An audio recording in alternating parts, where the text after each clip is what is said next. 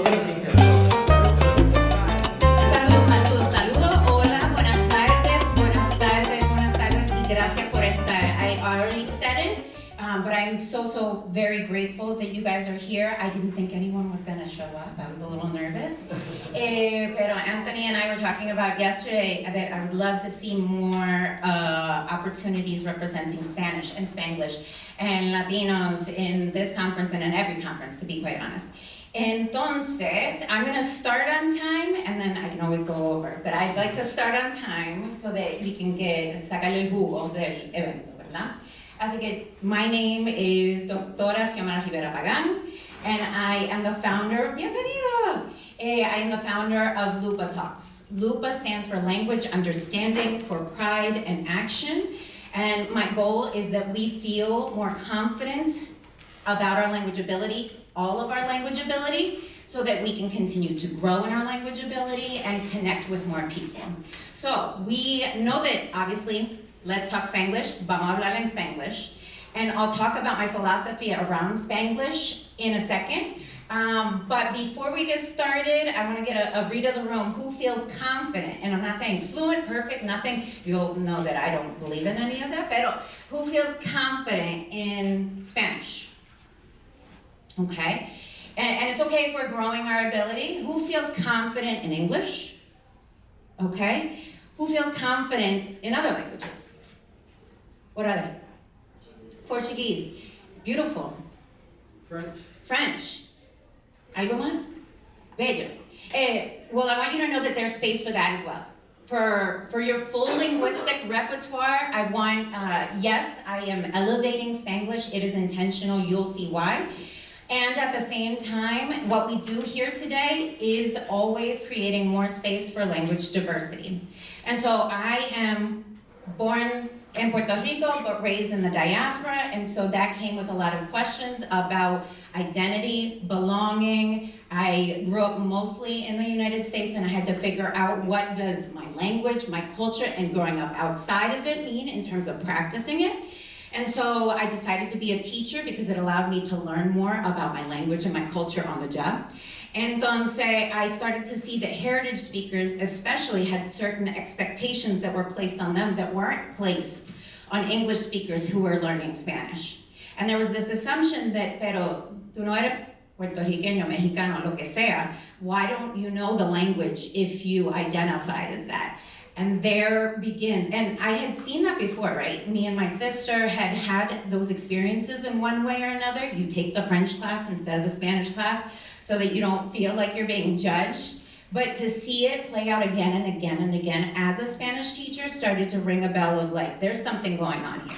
Entonces, I from there went on to my doctorate where I actually studied, and I was like, okay, there's systems that are oppressing our ability and saying these people should have access to the language. These people get access to the language after you learn English. You can maybe keep your language, but it's after you learn English that you are able to kind of rejoin the bilingual and the wow, you know other languages world. We're not gonna value it because we're looking at it through that deficit approach. And so after I finished my doctorate, I was like, no.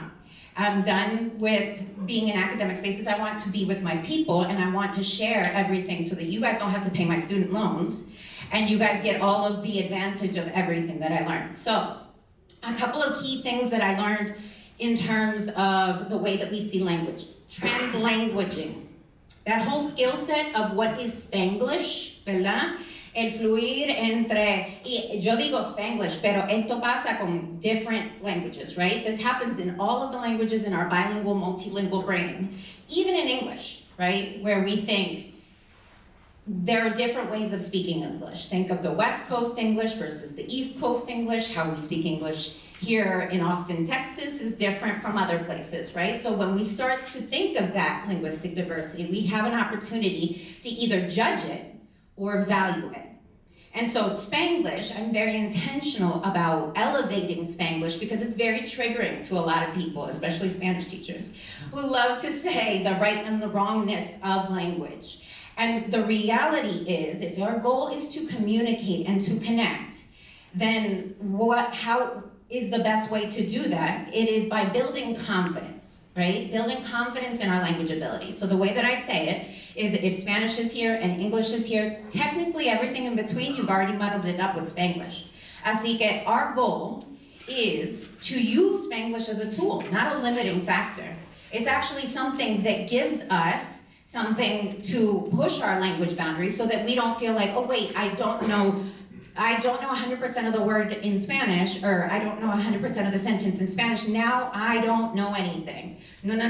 Si necesitas una palabra en inglés, en portugués, en francés, en cualquier idioma, you add it in. Because the reality is that keeps your flow and your rhythm of communication, and usually if the other person, and I'll talk about the other person in a second, if the other person is an open-minded person, it really doesn't interrupt their understanding. One word or two, if they are listening with an open mind, it's not going to interfere with their understanding. So translanguaging is something that we're elevating and we're practicing here. So I want you to use your full linguistic repertoire. I don't want you to necessarily feel like you're limited by staying in Spanish or English or either of those, right? Use whatever you want. I've done this same workshop with a group who was practicing Chinese. I was like, I cannot help you with the translations, but I'm happy to create that space, right? So translanguaging is something that we are valuing. Also, before, oftentimes we're like, what can you do with the language, right? What can you produce? What can you say? But before you can say, you understand, you're listening. So a lot of our heritage Spanish speakers, a lot of our heritage speakers in any language can actually understand a lot more than they're saying. And then they get frustrated because they're like, I can understand, I just can't speak it, right? And so if we start to validate what they are hearing and understanding and giving them access to telling us what is it that you understand and validating, yes, that's exactly what I said, they start to build their confidence so that they can eventually move into producing the language. So again, back to that confidence building. So receptive bilingualism is something that we are valuing as well. So if you have somebody, Brazilian Portuguese is something that I practice and I can kind of pick up on some words. Receptive bilingualism, but not necessarily producing, that is valuable, right? Something else that we are valuing is that the brain tries to save us from ourselves and unfortunately takes away some of our language. And if we remember how our brain and our body work, then hopefully we give ourselves grace and we give somebody else grace. And so when we are nervous, I mean, right now, I am probably not my most fluent, most eloquent self compared to when I'm talking to my sister in the hotel room, right? I'm going to be far more comfortable. And there are strategies that you can use because what happens is cortisol is released into your system. It affects your frontal lobe. It affects your amygdala. All of a sudden, you don't know the language that you thought you knew. And you're like, you get out of those, somebody says something to you and you're like, I don't know why I can't produce the language when someone's talking to me. But then you walk away and you're like, I know exactly how to answer it. It's because we need those strategies to remember to ground that we are safe, we are okay, we are not getting chased by a tiger even though it feels like it, right? So remembering that helps us, and remembering that also helps us help others feel more comfortable. So that when they are pausing, stuttering, when they're saying, you can say, tómate tu tiempo, tranquilo, no tenemos prisa. We're not in a rush. If our goal is to connect, take your time, use your full linguistic repertoire, and we'll get there when we get there. There is no rush to that. Receptive bilingualism. Entonces, ¿y cuál fue la otra? ¿Ve? My amygdala. Then this one's important. The listener responsibility. Often, again, we are so focused on what the speaker is doing, right? How well can the speaker speak? And if something goes wrong in the communication, it's the speaker's fault, right? So if I go up and I start speaking in Spanish and someone is like, I'm gonna answer them in English, it's because I didn't do a great job of speaking Spanish. Not that the listener has certain prejudices or judgments or hasn't had practice listening to different ways of speaking Spanish. because every language has language variety, right? And so it's important to remember that we as listeners have a responsibility to be open-minded. We as listeners have a responsibility to create space for others so that they can feel safe and comfortable. And if somebody judges us, that it's not all on our proficiency. It's not all on us for doing something right or doing something wrong. Maybe that person has not had practice listening to different ways of speaking. Maybe that person has had a bad day and it has nothing to do with us. But when we have a lot of feelings and emotions about our language because it's either our family language, we've had language trauma, we've had people judge us on our language, all of a sudden it is far more triggering than somebody who's coming and they're like, of course I messed up a word, I didn't know the word. But when it's connected to our family, our language, our culture, who we identify as, it's far more, te duele, ¿verdad? Entonces, remembering all of that, you are in the safest space possible, porque we've done exactly that. If you are not signed up to be a compassionate listener, to make space for translanguaging, to be kind to the group, se pueden ir. Respetuosamente, this isn't the place for you, and it's okay. Pero if you're signing up to be kind, respectful, and create space for language diversity, I could not be happier that you are here. So, the rest of the time, ustedes van a jugar. So, I have created this game, Dímelo. It's a Spanglish card game, but the reality is, like I said before, there is space for all languages.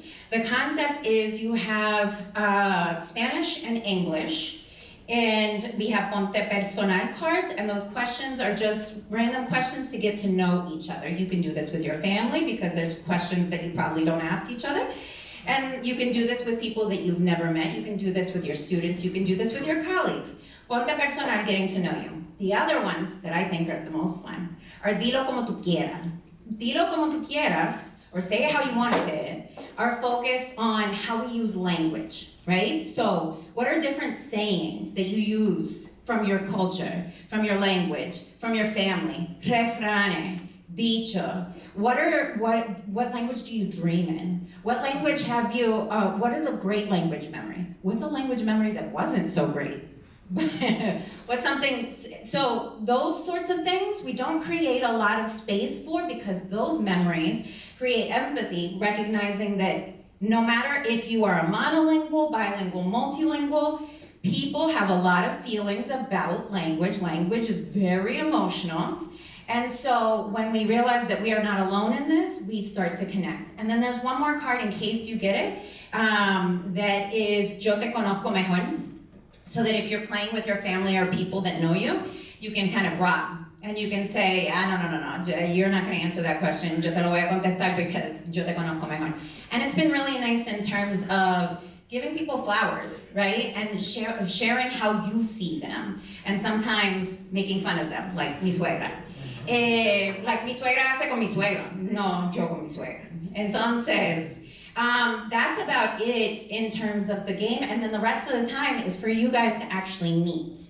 Do we have any questions about the game? Any questions? ¿Quiere demostrarlo? Oh, sí. Exactly. If I'm going to tell you guys to take a risk. Este es ponte personal. ¿Cómo describe tu sentido del humor? A mí me gusta molestar a la gente. Yo lo hago con mucho cariño y yo intento hacerlo con mucho respeto, pero a veces eso le molesta. Así que, pero mi sentido de humor es como que giving people a hard time. That's it. Entonces, súper fácil, ¿verdad? I showed you que lo hice en español para empujarme, pero giving people a hard time no se traduce igual, ¿verdad? Pero ustedes me entendieron en los dos. Así que, full linguistic repertoire, I will let you guys know when we have about 10 minutes left, so that what we can do is kind of close out together. If any questions, I'd love it if you have any aha moments to share together. Y entonces seguimos con la fiesta. Okay? Dale.